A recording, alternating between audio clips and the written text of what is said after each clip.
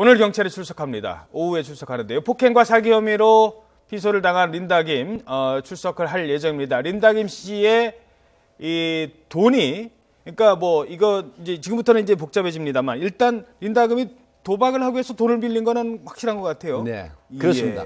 예, 지금 이게 쟁점이 되고 있는 게 과연 폭행이 있었느냐 없었느냐. 네. 그리고 새벽 시간에 무단으로 침입을 방실 침입을 했느냐 안 했느냐 이거고요. 이제 도박 자금인 줄 알고 빌려줬다고 하면 이게 이제 민법상 해수를 못합니다. 왜냐하면 그렇죠. 불법이 불법자금. 원인인 예. 이런 자금을 댔다고 하면 빌려줬다고 하면 이거는 민법상 책임이 없고 안 돌려줘도 됩니다.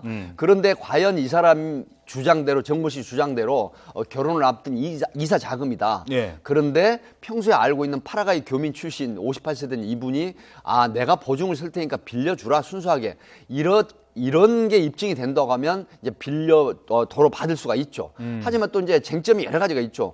과연 강요죄, 무릎을 꿇리고 뺨을 때리고 이런 방법이 실제로 현재 있었느냐 없었느냐 이 부분. 그렇다고 하면 사기죄 돈을 갚을 의사가 있었느냐 없었느냐 하는 것도 이제 쟁점이 될 거고요. 예. 그래서 오늘 2시에 아마 뭐 스포트라이트를 받고 린다김 씨가 들어오겠지만 상당히 또 흥미있는 결과가 나올 것 같습니다. 예. 자, 그동안 언론에 잠시 공개는 됐습니다만 그 10여 년 전 모습과 많이 달라진 지금 제 뒤에 있는 모습과 많이 달라질 것으로 예상되는 이 린다김의 모습도 세간의 관심을 모으고 있습니다. 자, 저희들이 이 사건은 계속 지금까지 몇 번을 전해드렸습니다.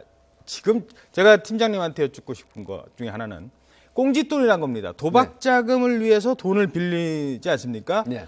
근데 그거를 옆에서 탁 읽다가 분명히 고리일 거예요. 그 꽁짓돈의 정체가 뭔지 좀 설명해 주세요. 꽁짓돈이라고 하는 건 흔히 도박 장소에서 고리 아주 높은 이자를 받는 겁니다. 그러니까 예를 들어서 1,000만 원 같으면 일반적으로 20%를 선이자 떼입니다. 그러니까 1,000만 원을 빌려주면 거기에 200만 원을 떼고 800만 원을 주면서 1,000만 원 빌려준 것처럼 하거든요. 예. 이런 식으로 아주 굉장히 고수익이죠. 예. 이 고리의 이자를 떼는 게 이제 꽁짓돈이라고 해요. 도박 자금을 대주면서 떼는 이자. 이게 이제 꽁지라고 합니다. 예. 그런데 이 지금 린다김 씨 주장은 5천만 원을 빌렸는데 10%인 꽁지를 뗐다라고 지금 주장을 하거든요. 예. 그런 부분이 입증이 서로 상반되죠. 근데 정모 씨는 고소인은 아니다.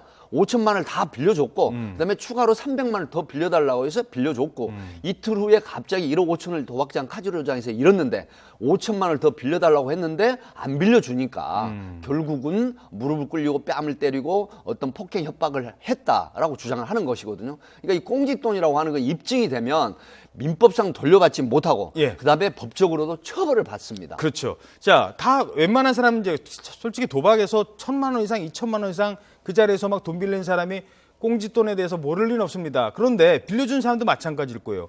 자, 이 돈 어차피 불법이야. 안 갚아도 돼라고 하는데도 빌려줘요. 못 돌려줄 수도 있는데 빌려줘요. 아까 말씀하신 선이자도 떼지만 그렇습니다. 그 빌려주는 돈이 과연 그래 법으로는 내가 못 갚아도 다른 방법으로는 받을 수 있는 이른바 뭐 조폭들의 자금이랄 거 뭐 그런 거 아니겠습니까? 네, 사실은 이 위험한 도박장의 꽁지 돈은 대부분 불법으로 형성된 돈이라고 보면 됩니다. 예. 왜 그러냐면 전문 하우스라고 있거든요. 도박장, 불법 도박장을 이제 보통 일반적으로 하우스라고 하는데 은어죠.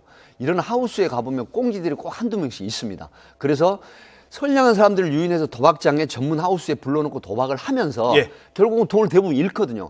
그러면 거기서 20% 이상 30% 고리에 꽁지를 붙여서 그다음에 불법적인 수익을 얻거든요. 이게 이제 법으로 따지면 조세부 처벌법에도 해당이 됩니다. 좀 갖다 붙이긴 좀 그렇지만 네. 그리고 결국은 도박 방조로 처벌도 받고요. 아유, 그렇군요. 알겠습니다. 네, 지금까지 백규정 전 수서경찰서 강력팀장과 함께 사건 내용 짚어봤습니다. 고맙습니다. 네, 감사합니다.